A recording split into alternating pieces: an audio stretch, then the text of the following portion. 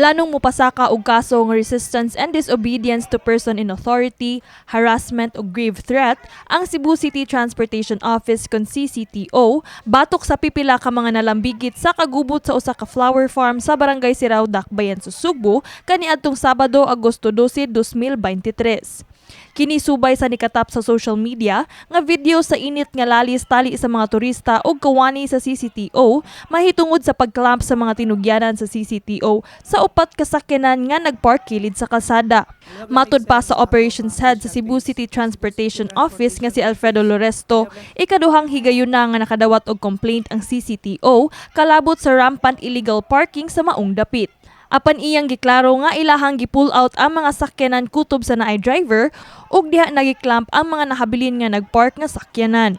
So, nadawat niya ang complaint regarding sa rampant illegal parking. So, makita yun sa picture nga gipada sa complainant nga di na yun siya kaagi.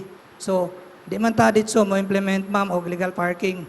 So, we public address, inform yun na nato kutob sa naay driver ato gyud na silang ipa-pull out.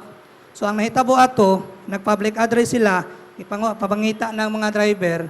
So ang katong upat kasakyanan nga nabilin, wala na gyud ang drivers. Ang department head sa CCTO Raquel Arce nagkanayon nga gihimong parking area ang lugar bisan pa man nga adunay signage nga no parking anytime. Dugang paniya nga gialihan sa katawhan ang patrol car sa CCTO, gibangilan og bato aron di makadagan o gibunal-bunalan. Hinungdan nga gi-unclamp sa mga personnel ang mga sakyanan aron sa ilang seguridad.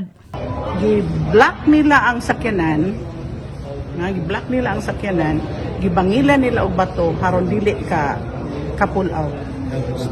Gi-held hostage, gibunal-bunalan nila ang sakyanan, gi-intimidate nila ang among mga tao. That's why on their own, for their safety, di-decide ang akong mga tao to unclamp the vehicle. Gani gipatawag sa opisina sa mayor sa Dakbayan sa Subo, Mayor Mike Rama, ang mga kawani sa CCTO ug tag-iya sa maong flower farm aron mahusay ang maong issue. Giklaro sab ni Loresto nga andam silang moresponde sa bisag asang dapit sa Dakbayan. Awhag ni Loresto sa kadaghanan nga kung naay reklamo, mamahimong makig-coordinate sa official page sa Cebu City Transportation Office aron dali kining marespondihan.